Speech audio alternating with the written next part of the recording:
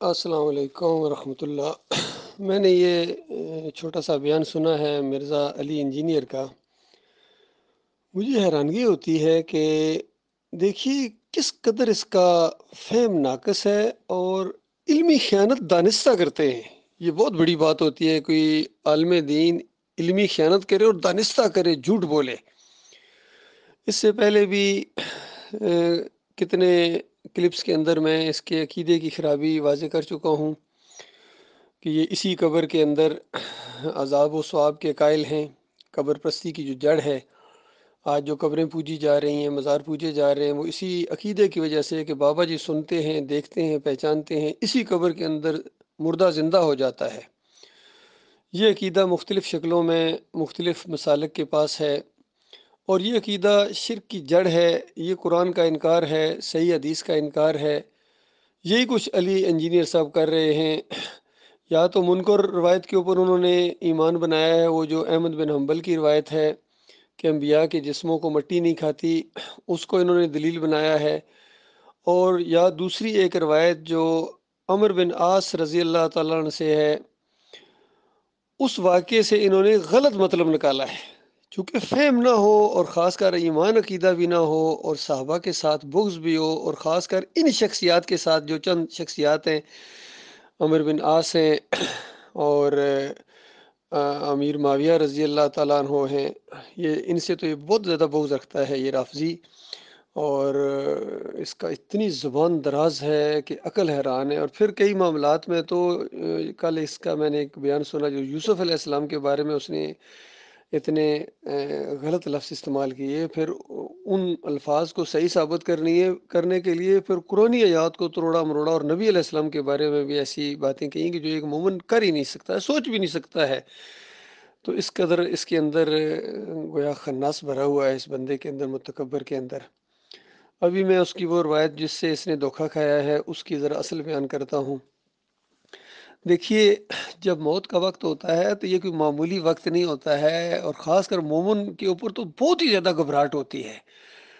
دیکھیے، بڑے بڑے جو جلیل القدر صحابہ گزرے، ان کی جب آخرت کا وقت آیا ہے، موت کا وقت آیا ہے، تو وہ اس قدر گھبرا گئے کہ یعنی عقل حیران ہے کہ ان یعنی لوگوں نے حالانکہ زندگیاں وقف کر دی تھی اللہ کے دین کے لیے، پھر بھی خود عمر بن خطاب رضی اللہ عنہ کے بارے میں آتا ہے کہ اس قدر گھبرا گئے کہ جب لوگوں نے تسلی دی، بیٹے نے بھی تسلی دی، خوشخبریاں بھی سنائیں، اشرا مبشرہ میں سے تھے، اندازہ لگائی، پھر بھی گھبرا کے کہتے ہیں کہ اگر اللہ تعالیٰ یعنی مجھے وہ جو نبی علیہ السلام کے ساتھ زندگی گزاری ہے اسی کا حساب کتاب لے مالک، اور اس کے بعد یہ جو میں خلافت اور امارت کی آزمائش میں ڈالا گیا ہوں مالک، اس کو برابر برابر کر دے، یا پوری طرح بھی برابر برابر کر دے۔ تو وہ کہتے ہیں میں اس پر خوش ہوں کہ مالک کی پکڑ نہ آ جائے۔ اس طریقے سے وہ ڈرا کرتے تھے۔ خود عائشہ صدیقہ رضی اللہ تعالیٰ عنہا کے بارے میں آتا ہے کہ وہ آخری وقت میں اس قدر پریشان تھیں کہ یعنی کہا کرتی تھیں کہ یعنی کاش میں یعنی کوئی جس طرح کوئی اور چیز ہوتی جس کا حساب کتاب نہیں ہونا ہے، اور ابوبکر صدیق کا بھی یہی حال تھا۔ تو خود نبی علیہ السلام جو آخری جب وقت آیا ہے تو کس طریقے سے یعنی پانی ڈالا جاتا ہے، کبھی چادر سر سے اتارتے ہیں، کبھی اور بخار کی شدت ہے۔ تو اصل میں ایسے موقع کے اوپر عمر بن عاص رضی اللہ تعالیٰ نے، اور پھر ان روایتوں کے اندر بھی وہ چیزیں موجود ہیں جس کی طرف ان کا دھیان نہیں جاتا ہے کہ وہ دیوار کی طرف منہ کر کے انتہائی زیادہ پریشان ہیں، اور اپنی زندگی کے کچھ واقعات بیان کرتے ہیں کہ ایک وہ وقت تھا جب میں نے نبی علیہ السلام سے بیعت کی، اور انہوں نے ایک خاص انداز سے بیعت کی تھی کہ جب بیعت کے لیے ہاتھ آگے بڑھایا تو ایک دم پیچھے کھینچ لیا۔ تو نبی علیہ السلام نے کہا کہ یعنی کیا ہو گیا عمر؟ تو کہا کہ میں بیعت کروں گا ایک شرط کے اوپر کہ میرے پچھلے گناہ معاف کر دیے جائیں۔ تو نبی علیہ السلام نے فرمایا کہ یہ جو اسلام ہے یہ پچھلے گناہوں کو مٹا دیتا ہے۔ تو وہ بیان کر رہے ہیں کہ اگر اس وقت میری فوراً موت آ جاتی، میرے پچھلے گناہ یعنی مٹ چکے ہوتے، تو بس میرے لیے معاملہ بالکل سیدھا، میں جنت میں جاتا۔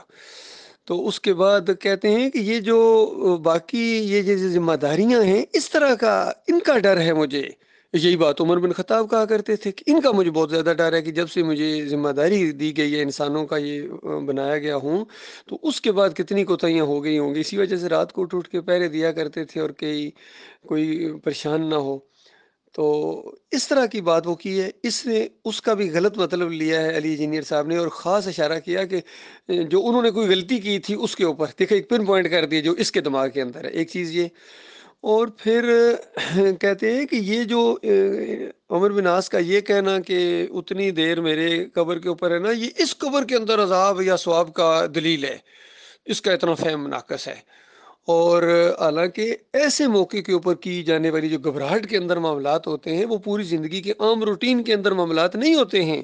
عام پوری زندگی روٹین کے اندر ان کا یہی عقیدہ تھا کہ مرنے کے بعد جو ان کے ساتھ جنگیں لڑتے ہوئے شہید ہوئے، وہ جنتوں میں چلے گئے، اور کتنی باتیں وہ سن چکے تھے کہ روح نکلنے کے بعد قیامت سے پہلے واپس نہیں آتی ہے، یہ سارا معاملہ برزخ کا معاملہ ہوتا ہے، اوپر معاملہ ہوتا ہے۔ تو یہاں تو ہوتا ہی نہیں ہے، یہ تو جسم گلتا ہے، سڑتا ہے، مٹی کے ساتھ مٹی ہو جاتا ہے۔ تو یہ تو عقیدہ ہے، سب صحابہ کا یہی عقیدہ تھا۔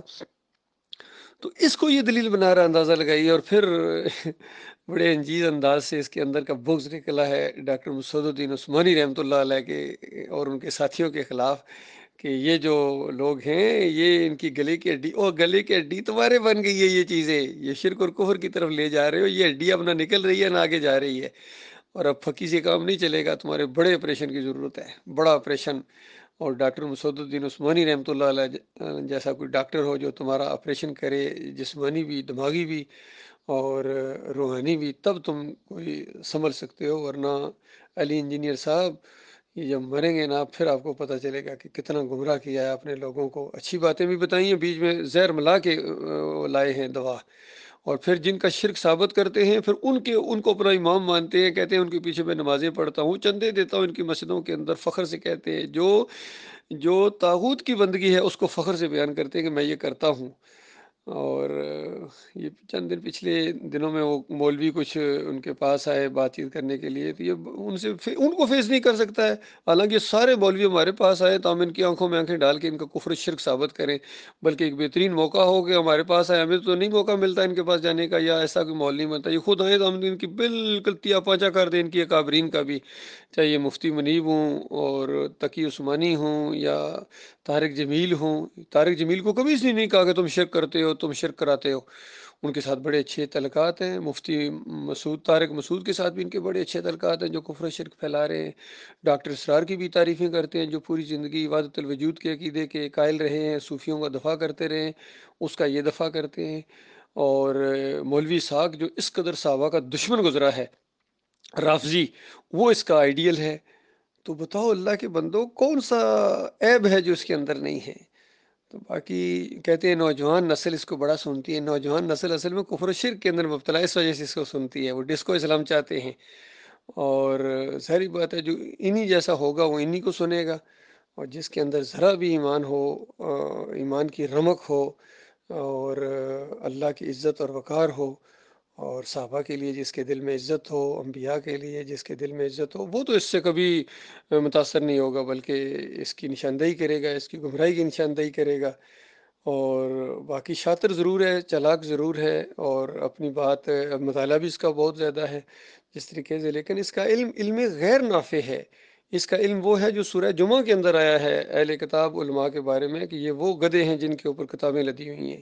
اور سورہ الاعراف کے اندر تو ایسی بات آئی ہے جو پوری طرح ان کے اوپر فٹ آتی ہے، جو مثال قرآن میں دی گئی ہے ان مولویوں اور پیروں کے بارے میں جنہوں نے انسانیت کو گمراہ کیا ہے، مشرک بنایا ہے، قبر پرست بنایا ہے، ایسوں کے اوپر تو لعنت بھیجی ہے نبی علیہ السلام نے، لعن اللہ الیہود والنصارى اتخذوا قبور الانبیاء والصالحین مساجدا، اللہ کی لعنت ان یہودیوں عیسائیوں کے اوپر کہ انہوں نے انبیاء اور صالحین کی قبروں کو سجدے کیے ہیں۔ تو سجدے کیوں کیے جاتے ہیں؟ اسی وجہ سے کہ سنتے ہیں، دیکھتے ہیں، پہچانتے ہیں، اوپر پہنچاتے ہیں۔ اور پھر انجینئر صاحب سے پوچھا گیا کہ آپ ووٹ کس کو دیں گے، تو اس کے بعد انہوں نے کہا یہ پی ٹی آئی کو ووٹ دیں گے، جو جمہوریت کے شرک کے اندر بھی مبتلا ہے، اس کو اتنی بھی بات نہیں پتہ ہے، یہ کفر شرک پھیلا رہے ہیں، یہ شیطانی پارٹیاں ہیں، یہ ان کو تقویت پہنچائیں گے، یہ ہیں علی انجینئر جی، یہ ان کا ایمان ہے، یہ ان کا عقیدہ ہے۔ اور اللہ تعالیٰ یعنی ان کو ہدایت دے، ہدایت کی دعائیں کی جا سکتی ہے، ورنہ بہت زیادہ شاطر آدمی ہیں،